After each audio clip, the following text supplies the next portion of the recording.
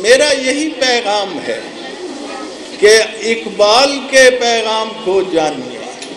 اقبال کیا کہ اس کا سارا زور ہی عمل پر ہے۔ بچوں، اس نے اردو میں بھی لکھا ہے، اس نے فارسی میں بھی لکھا ہے، اس نے انگریزی میں بھی لکھا ہے۔ انگریزی کی جو اس کے لیکچر ہیں اس میں پہلا جملہ ہی یہی ہے کہ قرآن is a book which emphasizes action rather than ideas، کہ قرآن وہ کتاب ہے جس کا زیادہ زور عمل پر ہے۔ تو اللہ تعالی ہمیں توفیق دے، اور میں سمجھتا ہوں کہ اقبال کو جو کچھ حاصل ہوا ہے وہ عشق رسول کی بدولت حاصل ہوا ہے۔ سب کچھ اس نے اسی عشق سے پایا ہے، اور اگر آپ اس عشق کو عام کر دیں تو ہمارے سارے دلدر، ہماری ساری تکلیفیں، ہمارے سارے دکھ دور ہو جاتے ہیں۔ تو جناب رسالت مآب سے جو محبت ہے وہ اقبال کا پیغام ہے۔ تو میں نے ایک نعت لکھی تھی بچوں کے لیے، اس میں نے کوشش، بچوں آرام سے سنیے۔ ویسے جب میں بچہ تھا تب میں بھی بہت شور مچایا کرتا تھا، تو لیکن یہ ہے کہ آپ سن لیں۔ وہ ایک نعت ہے،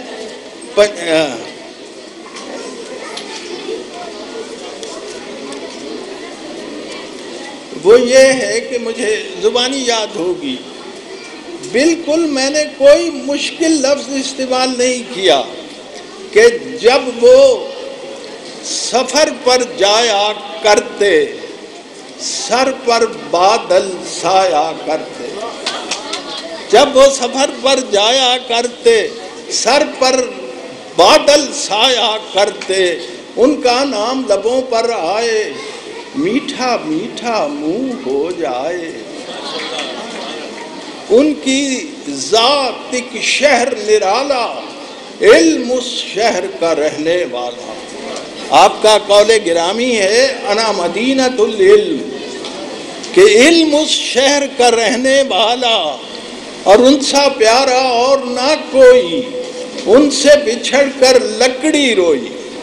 بچوں، شاید آپ کو یہ واقعہ معلوم نہیں ہے کہ ہمارے رسول پاک پہلے ایک کھجور کے تنے پر تشریف فرما ہو کر وعظ فرمایا کرتے تھے، اور جب منبر تیار ہو گیا، اس تنے کا نام تھا حنانہ۔ آپ جب چلے گئے منبر پر تو اس سے رونے کی آواز آتی تھی، سسکیاں بھرتا تھا، پیغمبر کی جدائی کو وہ گوارا نہیں کر سکا۔ ان سا پیارا اور نہ کوئی، ان سے بچھڑ کر لکڑی روئی۔ اور کیسے لوگ تھے مکے والے، دل کے اندھے روح کے کالے، راس نہ آیا انہیں اجالا، چاند کو شہر بدر کر ڈالا۔ اور جس نے بنائے، کیسے لوگ تھے مکے والے، دل کے اندھے روح کے کالے، راس نہ آیا انہیں اجالا، چاند کو شہر بدر کر ڈالا۔ اور جس نے بنائے چاند ستارے، روشنیوں کے چشمے سارے، اس نے انہیں پسند کیا ہے، ان کا ذکر بلند کی، برفان لک ذکرک، ان کا ذکر بلند کیا ہے، کتنی عظیم ہے ان کی ہستی، ذکر ہے ان کا بستی بستی۔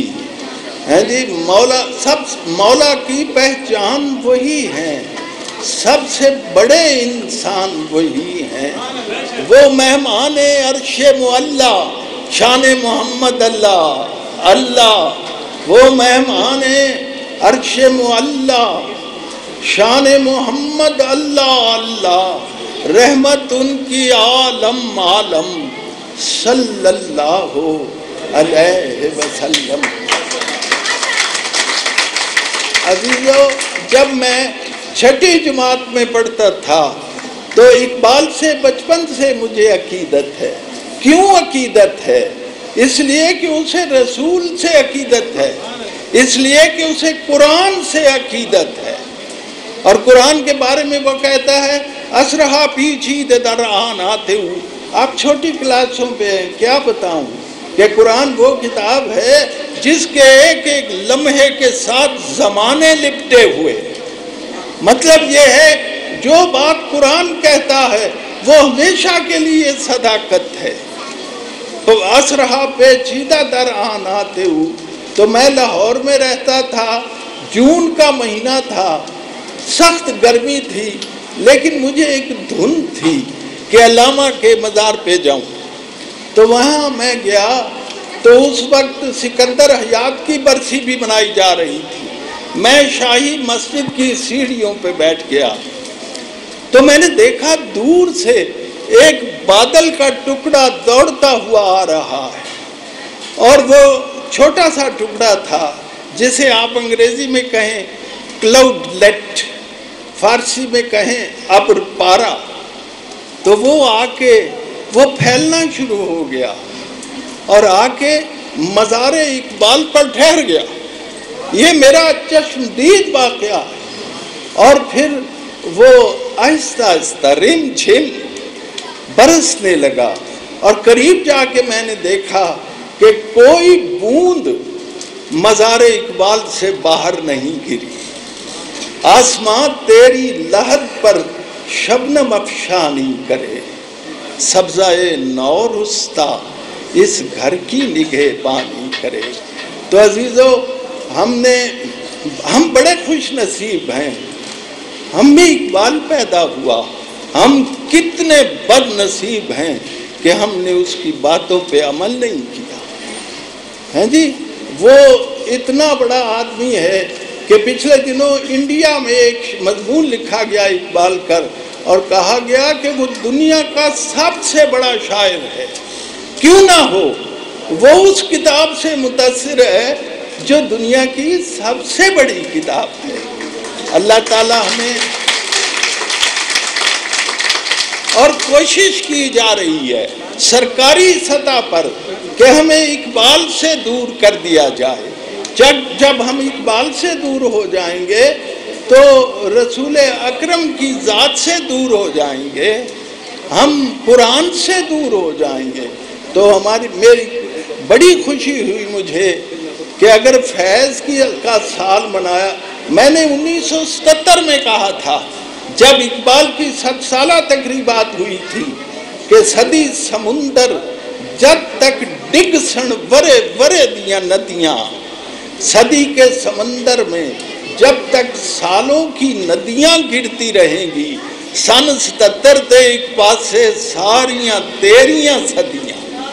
اور جس زور و شور سے ہم نے فیض صاحب کا سال منایا، وہ بھی بڑے شاعر تھے، لیکن حضرت علامہ اقبال کے وہ بھی بڑے معترف تھے۔ مجھے فراز نے بتایا کہ ایک دفعہ مجھ سے کوئی بات ایسی ہو گئی جو اقبال کے حضور میں بے ادبی تھی، تو فیض نے مجھے ڈانٹا اور اس نے کہا کہ وہ ہمالیہ ہے اور اس کے سامنے ہم بونے، بالکل بونے۔ اور وہ اتنی عظیم شخصیت ہے کہ آپ جس پاکستان میں رہتے ہیں اس کا آئیڈیا بھی اسی نے پیش کیا تھا، اور قائد اعظم نے یہی کہا تھا کہ ہمارا دستور قرآن مجید ہے۔ اللہ ہماری کوئی ایسی حکومت عطا فرمائے جو اقبال کے اور قائد اعظم کے جو مقاصد، ظلم یہ ہوا ہے جو حکومت بھی آتی رہی وہ پاکستان کو اس کے مقاصد سے دور کرتی رہی ہے۔ تو ضرورت ہے کہ ہمیں ان مقاصد سے قریب کیا جائے۔ بڑی سیدھی بات ہے، یہ بڑے لوگ بہانے بناتے ہیں جی ہم ہندوؤں سے اس لیے جدا ہوئے کہ اکنامکس کا مسئلہ تھا، ہندو ہمارے ساتھ برا سلوک کرتے تھے. کیوں کرتے تھے؟ اس لیے کہ ہم مسلمان تھے. بات تو وہی جا کے ٹکتی ہے. تو اللہ ہمیں توفیق دے. میں آپ کو مبارک دیتا ہوں کہ آپ نے یہ تقریب سجائی ہے اور اقبال کی اہمیت جو ہے وہ بچوں کو بتائی ہے. اور بچوں میں، اور یہ واقعی بڑے لوگوں نے اقبال کو پڑھا ہے، میں نے سنا ہے، لیکن وہ بات نہیں بنی ہے.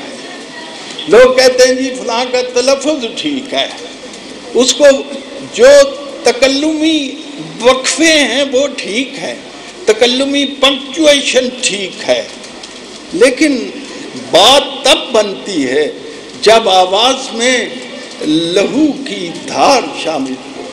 اور جب تک وہ دھار شامل نہیں ہوتی ہے جی، معجزہ فن کی ہے خون جگر سے نمود. اللہ تعالی ہمیں توفیق دے کہ ہم اقبال کی تفہیم کا حق ادا کریں اور جس طرح اس نے بتایا ہے ہم اسے سمجھنے کی کوشش کریں. ہم نے اقبال سے بہت کچھ سیکھا ہے اور ہم نے سیکھنا. ایک دفعہ میں اپنے گھر گیا تو کہنے لگے ایک چاولوں کی بوری آئی ہوئی ہے، ایک گندم کی بوری آئی ہوئی ہے. میں نے کہا یہ کس نے بھیجی؟ کہنے لگے انہوں نے اپنا نام نہیں بتایا. انہوں نے کہا کہ انور مسعود نے سیرت کی پر بات کرتے ہوئے ایک ایسی بات کی تھی کہ میرا دل چاہا کہ میں ان کی خدمت میں خود پیش کروں. اور میں نے اتنی سی بات کی تھی کہ جب رسول اکرم نے مکہ فتح کیا تو وہ شخص جس کا نام وحشی تھا، جس نے حضرت حمزہ کو قتل کیا تھا، آپ نے اس کو طائف کا گورنر بنایا اور ساتھ یہ کہا کہ میرے سامنے نہ آیا کر. اب مورخین یہ لکھتے ہیں اس لیے کہا کہ جب وہ سامنے آئے گا چاچا یاد آئے گا. تو یہ بات نہیں تھی. آپ کا درجہ بہت بلند ہے، آپ نے اسے اس لیے منع کر دیا کہ یہ سامنے آئے گا تو شرمندہ ہوگا. اس کو شرمندگی سے بچانے کے لیے یہ ہے عظمت انسانی جس کا درس ہمیں حضور نے دیا ہے اور جس کی تشریح اقبال نے کی ہے. اللہ ہمیں توفیق دے کہ ہم اس کی باتوں پر زیادہ سے زیادہ عمل کریں. شکریہ.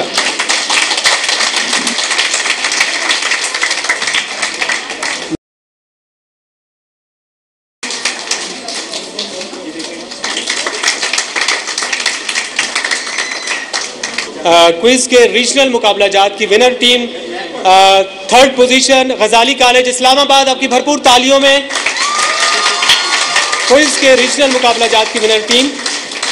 محترم زبیر فاروق صاحب یہ فرما رہے تھے کہ بچوں کو صبح 10 بجے سے بٹھایا ہوا ہے، لیکن ہم نے کہا یہ اقبال کے شاہین ہیں، یہ پردم ہیں اور تھکتے بھی نہیں ہیں.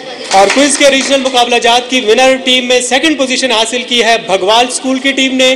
اور ان کے گروپ لیڈر سے میں درخواست کرتا ہوں کہ وہ آ کر زبیر فاروق صاحب سے اپنا انعام وصول کریں. ونر ٹیم میں پہلی پوزیشن حاصل کی کامرا اسکول نے. بھرپور تالیوں میں کامرا اسکول کی ٹیم کے گروپ لیڈر آ کر اپنا انعام وصول کریں. اتنا سخت مقابلہ ہوا کہ تیسری پوزیشن آ ہی نہیں سکی، صرف پہلی 2 پوزیشنیں آئی ہیں اور دوسری پوزیشن 2 اسکولز نے حاصل کی. منڈی بہاؤدین کی ٹیم نے. ان کے گروپ لیڈر سے میں کہوں گا وہ آ کر اپنا انعام وصول کریں بیت بازی کے مقابلوں میں. اور چکوال کے گروپ لیڈر سے بھی میں کہوں گا کہ وہ آ کر اپنا انعام سٹیج سے محترم زبیر فاروق صاحب سے وصول کریں. میزبانوں کو اپنی فاتحانہ جو انداز ہے اس کے اظہار کا پورا حق حاصل ہے، لیکن مہمانوں کی قدردانی بھی ہونی چاہیے. پہلی پوزیشن غزالی کالج اسلام آباد کی گروپ لیڈر